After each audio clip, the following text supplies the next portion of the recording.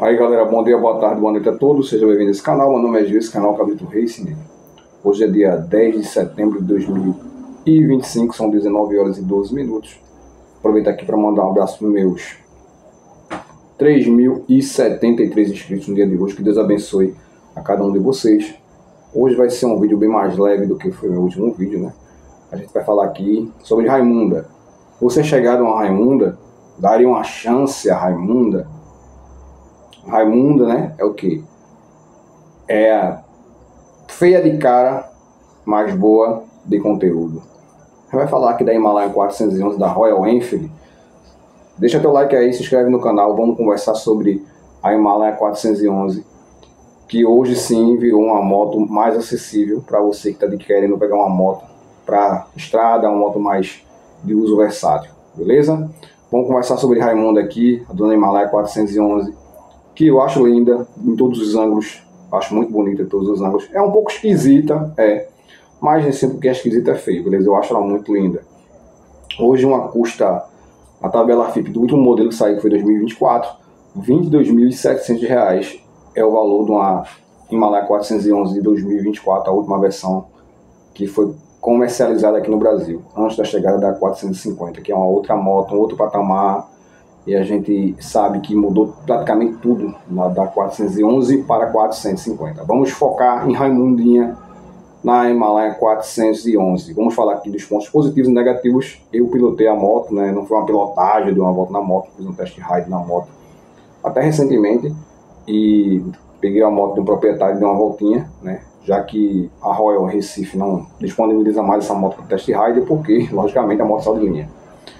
R$ 22.700 é o valor de FIP dessa moto. Se a gente for levar em análise, é um valor até acessível. Uma moto seminova 2024. Vamos falar aqui dos pontos positivos e dos pontos negativos dessa moto e das minhas impressões quando eu pilotei e dos relatos dos proprietários que eu conversei. Sempre que esses dias que eu encontrava com a Himalaia na rua, eu fazia questão de tentar alcançar o cara, parar ao lado do cara no semáforo e puxar assunto com os caras. E todos os que eu conversei, todos eles que gostavam muito da moto, e eles todos falaram que nenhum deu problema de injeção. Pelo menos foi feito um serviço bem feito da Royal nessa questão do remap da Himalaia. Vamos ver aqui os pontos positivos. Vamos conversar um pouquinho das impressões que eu tive e que os proprietários têm sobre essa moto.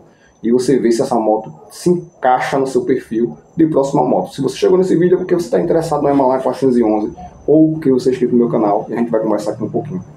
Vamos lá para os pontos positivos. O valor de compra, que hoje ela custa uma 2024, que foi a última, R$ 22.700. O que é que você compra com R$ 22.700 hoje, 0 km? Você compra ali na casa dos 21 mil uma Dominar 200, você compra uma Storm 200 da Shinerai, você compra uma NH 190 da Sim, né, que a Dafra vende ali 22 mil mais ou menos, aproximadamente 22 e alguma coisa. Você compra uma FZ25, desculpa, uma FZ15 da Yamaha, uma moto de 150 cilindradas. Então você tem poucas opções do mesmo patamar, se você for procurar uma zero, logicamente, né, da Himalaia 411. Então, sim, o valor de compra dela é um ponto positivo. O conforto da moto, eu pilotei por pouco tempo, mas dá para sentir que a moto é bem confortável, ela é alta, tem um curso bom de suspensão, a suspensão ela é bem alta, então dá sim um conforto melhor para você conseguir fazer um deslocamento em qualquer tipo de terreno sem sentir muitos impactos do piso. O torque da moto é um torque de 3.2, é outro ponto positivo. Se a gente levar em consideração que um torque já de 2 já é um torque espetacular para uma moto de monocilíndrica, vamos falar a verdade, um cilindro só, já é um torque bom. Imagina um torque de 3.2. A estética da moto, apesar de eu estar chamando ela de Raimunda aqui, tem gente que olha para ela, acha ela ridícula, horrível, e tem gente que acha linda. Eu sou um dos caras que eu acho a moto linda, então aí é de cada um, né? Eu acho muito bonita realmente. Na minha visão, a estética, ela é uma moto bonita, outro ponto positivo dela. O porte da moto é uma moto grande, querendo ou não, uma moto alta. Nem todo mundo consegue dar pé nessa moto. Acho que ali até a partir de 1,70 m, 61 e 68 já dá para botar a ponta do pé no chão normal, pisar de ponta de pé.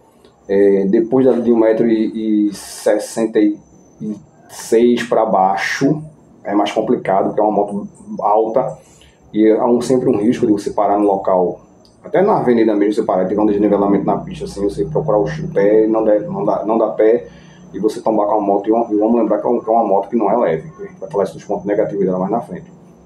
Então, o porte, o valor do seguro é outro ponto positivo dessa moto. É uma moto que não é visada para roubo, é uma moto que o ladrão geralmente não quer. Então, ela tem sim um valor bem acessível no mercado. Você consegue comprar, fazer um seguro de uma moto dessa dependendo do seu perfil. Eu fiz a análise no meu perfil e ficou para mim, a única seguradora que fazia para mim, nesse momento, é a Suhai, e fazia para mim por R$980 o seguro, o mais básico, e o mais completo, R$1.115. O mais completo, que é o seguro que eu tenho na minha moto Sport. Eu não optaria por esse seguro Suhai, porque a gente vai ver nos pontos negativos que um dos pontos negativos dessa moto, a gente vai ver mais à frente, então não optaria por seguro Suhai. Eu ia assim garimpar um seguro que abrangesse tudo, inclusive pagar as peças da moto, se caso eu sofrer um acidente, ir lá e consertar a moto para mim. Então, mesmo tendo uma franquia um pouco assim, quase o mesmo preço do seguro, era de R$1.500, R$1.000 e poucos, eu sim optaria por um seguro convencional e não por um seguro de cooperativa, tá certo? O valor do seguro, né, que é mais em conta se for levar em consideração as motos do mesmo patamar de cilindrada ali, em relação a CB300F, em relação a VS300, em relação a Phaser, em relação a Lander 250, a Tornado 300, a Saara 300, o valor do seguro da Himalaia é bem mais em conta, tá? O painel, eu acho que o painel dela é um show à parte, é lindo demais aquele painel. Muita gente só compra aquela moto por conta do painel. Eu seria um dos que ficaria tendenciado a ter essa moto só por conta, galera, do painel dela, que é muito bonito, galera. O painel é um espetáculo à parte. Parece aquele painel de aviões da Segunda Guerra Mundial, né? Parece muito o painel do avião do Barão Vermelho, né? Do filme Barão Vermelho, aquele painel cheio de coisinha analógica ali, tudo redondinho, aquele reloginho. É muito lindo esse painel e com certeza é uma visão muito boa de se ter durante uma viagem, principalmente aquele painel espetacular dela. Para mim, sim, é um dos pontos positivos. O ABS, que é de 2 canais, ela tem um ABS de 2 canais, salvo uma ressalva que eu vou fazer, eu não sei se foi o modelo que eu pilotei, tá? Mas eu achei que o freio não era tão legal, o freio era um pouco borrachudo, na minha impressão, mas o rapaz tinha trocado há pouco tempo as pastilhas de freio, mas eu achei ele um pouco borrachudo, apesar de ter aerokeep, né? Para quem não sabe o que é aerokeep, ele não deixa que o freio aqueça e a moto fique sem freio. Quem acompanha meu canal sabe que eu fiquei sem freio descendo na ladeira do Mucambo, no Ceará, no sertão do Ceará, entre Ibiapina e Mucambo, a minha expedição Nordeste em 2022, com a Apache 200, ela só tinha aerokeep no freio traseiro e eu perdi a frenagem dianteira, a moto começou a ficar difícil de segurar. Eu acabei tendo que voltar, porque a moto aqueceu muito, eu tive que voltar por uma serra que era menos íngreme. Enfim, então o aerokeep ele é muito importante, beleza? Apesar do freio, eu acho que é pouco freio para muito peso, tá? Consumo para uma 400 cilindradas, né? Na cidade é a média de 25 a 30 km por litro e na estrada de 30 a 35 km por litro, porém, eu sempre falo, vai muito de geografia, do relevo, da gasolina que você está usando, do peso do piloto, do tipo de gasolina, né? De calibragem de pneu, de vários fatores, essa questão do consumo. Mas o principal é da mão do piloto que está conduzindo a moto.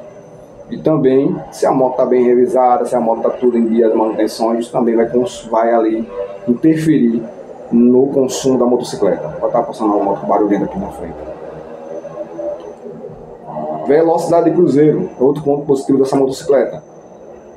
Ela ali entre 90 e 110 é a velocidade de cruzeiro que ela anda à vontade. É feito Mortícia Adames tendo um filho, né? Fazendo a unha, tá parindo, fazendo a unha.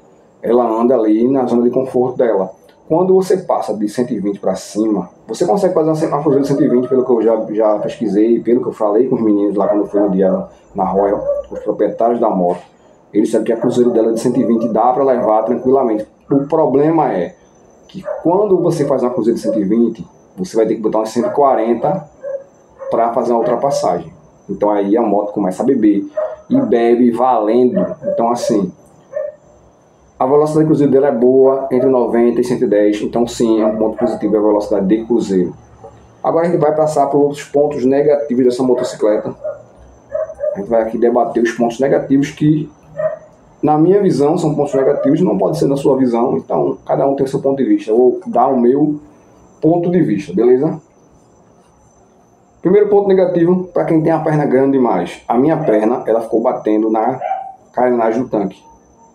Eu tenho 1,78 m, ficou batendo, tá? Eu não sei se isso numa viagem longa chegaria a me incomodar, mas sim, tem que ser analisado direitinho. Quem tem a perna grande, bate no tanque e você fica procurando uma posição para sua perna ali e fica um pouco difícil de achar uma posição. Eu não sei se é que eu não estava acostumado com a motocicleta, e se eu me acostumasse, eu ia achar um local melhor para sentar, me posicionar melhor na moto, para que eu conseguisse ficar na posição mais confortável, já que meus braços são compridos demais. Então eu chegaria assim até o guidão, mesmo sentando um pouco mais para trás da moto. Acho que faltou mesmo eu me acostumar à moto e saber onde é que eu sento na moto. Beleza? Então o ponto negativo é as pernas grandes, quem tem perna muito grande que bate no tanque. O barulho do motor, que não é um barulho bonito. Eu acho que é um carro que não tem um barulho bonito de motor. Como posso falar para vocês, parece que tem alguma coisa atritando com algo outra, roçando na outra. Porém, o que eu escutei dos relatos lá, na hora que eu estava na Royal olhando as motos que estavam na perto da oficina, é que vai muito do óleo que a pessoa usa. Não sei qual foi o óleo que o rapaz que eu pilotei estava usando, mas sim, o óleo semissintético, ele dá um barulho mais bonito na moto. Parece que o óleo semissintético ele faz com que a moto fique com... abafe mais o barulho ali e não fica aquele barulho que tem feito um grilozinho. Então eu acho que ele tinha colocado o óleo 100% sintético. Então por isso que eu achei a moto um pouco barulhenta, porque ele usava o óleo 100% sintético. Aquecimento, não tem como correr. Se a gente fala que se XR300 aquece no trânsito, se demora muito, imagina uma moto de 400 cilindradas com motor super quadrado, que é o motor da Himalaia 411. Então, sim, a moto aquece no trânsito, se passar muito tempo, se andar de bermuda, é complicado. Então, o ideal é sempre você andar de calça comprida e, sim, é uma moto que aquece bem. Lógico que não aquece feito uma super esportiva como uma Hayabusa, por exemplo, nem como uma Harley, que você vai derreter em cima da moto, mas sim, é um motor que aquece. E o motor só a gasolina também é outro ponto negativo. Por quê? Porque a gente está vivendo essa era da gasolina a 30% oficialmente. Vamos lá. Se antes a gasolina, sem ser oficialmente, já tinha mais de 30 de álcool dentro, imagine agora oficializando 30. Tem 50, meu amigo. Então é um motor projetado somente para gasolina. Aí tu bota 50% de álcool. Pode ser que futuramente esse motor apresente problemas. Entendeu? Então é um ponto muito negativo ser somente o motor a gasolina, como é também agora na nova Lander 250, que é só a gasolina. Eu acho que só a Saara que hoje é flex ainda dessa categoria. O resto das motos é tudo motor somente a gasolina. Manutenção cara, galera, onde entra um ponto muito importante. Hoje eu parei, né, ao lado do dono de uma Himalaia. Eu fui hoje no centro e parei ao lado dele e perguntei se a dele deu problema de remap. Ele disse que não. Aí eu falei pra ele, eu tenho vontade de ter uma. Aí ele falou pra mim, se por acaso você comprar uma, não leve pra Royal para fazer manutenção. Faça manutenção na Motocruz, que é uma grande rede de motocicletas aqui, de oficinas aqui em Pernambuco. Mas eu, logicamente, se eu vou pegar assim uma fora da garantia, eu levaria para o meu mecânico de confiança, que é Lidão aqui de Recife. Apesar, a não ser que Lidão só não mexe em moto da Royal, se dissesse que não mexia, eu não levaria. Mas como Lidão mexe em tudo, só não mexe em motoneta da Caloi, como ele sempre fala. Mas assim, ele disse que a manutenção é cara, as peças são caras, e eu não fosse para a Royal fazer manutenção na Royal. A não ser que a moto estivesse na garantia ainda, mas sim, a manutenção é um pouco cara para a categoria da moto. Mas a gente sabe que Royal tem essa questão da manutenção ser um pouco mais cara mesmo, e ser ruim de comprar peça na mão dos caras. Os caras simplesmente não querem vender a peça para você. Eles têm a peça para o uso pessoal da oficina, então você tem que comprar peça pela internet. Mas sim, eu ainda arriscaria, beleza? Baixa revenda, galera, é uma moto que não é muito procurada. E agora então, que quem tem essa moto tem um poder aquisitivo razoável, que está vendendo a moto para comprar a nova 450, a moto está no mercado aí com um preço mais abaixo, então você encontra essa moto aí entre 19 mil e 23 mil reais dependendo do ano, você compra até por 18 mil uma moto dessa. Só tem que ter cuidado, porque se você for optar por uma, cuidado com as motos que vieram de 2022, 21, 20, 19, 20, 21, se não me engano, foi isso aí. Foi antes do remap, então tem que ter cuidado, porque essa moto pode ter tido problema no motor, usando a gasolina antes do remap, então ela pode ter ficado com um problema sério no motor. Então, se você está procurando uma, tente focar nas motos mais novas de 2022 para cá. Bom seria se você 23, 23, 24, que geralmente são as motos que foram as últimas que foram fabricadas. Mas sim, tente focar numa de 2022 para frente, que é mais certo para você. Beleza? Então a baixa revenda é um ponto negativo, porque a moto não tem muito valor de revenda, não tem muita procura no mercado, não é uma moto que todo mundo quer, é uma moto que só quem quer, quem procura aquele tipo de moto, estilo de moto.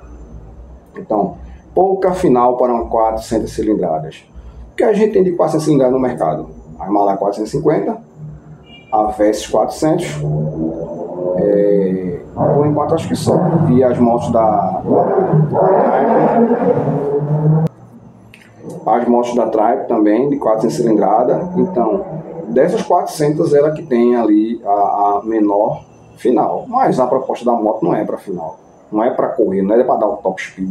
Ninguém comprou uma Himalaya 411 pensando em top speed, galera. Ninguém. Sim, mas porém a baixa velocidade final dela, que é ali na casa de 155, 150, é sim um ponto negativo da moto. E o peso da moto, galera. O peso da moto também é sim um ponto negativo. Se você não está acostumado com moto pesada, ela é uma moto alta e pesada. Então, para manobrar vai dar trabalho, para empurrar para dentro de garagem, para fora de garagem vai dar trabalho. É uma moto sim, muito pesada, que pesa muito. Então, assim, não é para todo mundo essa motocicleta. Agora vamos para a pergunta que eu vou fazer. A pergunta que eu sempre faço. Gil, você teria uma Himalaya 411 hoje? Galera, hoje sim eu teria essa moto, tá? Mas como eu falei, eu teria uma moto dessa se fosse de 2023 para cá, ou no máximo uma 22 bem conservada. Teria, porque é uma moto que não é visada, é uma moto bonita, eu acho linda. É uma Raimundinha, né? Feia de cara, mas boa de conteúdo.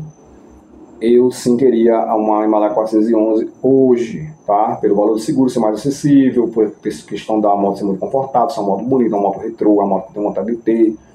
Em relação a acessórios, tem muito essa moto no mercado para vender, no Mercado Livre. Tem bolha mais longa para você botar para viagem, tem afastador da Ford, tem uns maleiros muito bonitos originais da Royal, que são muito caros, mas são bem bonitos para você colocar nela.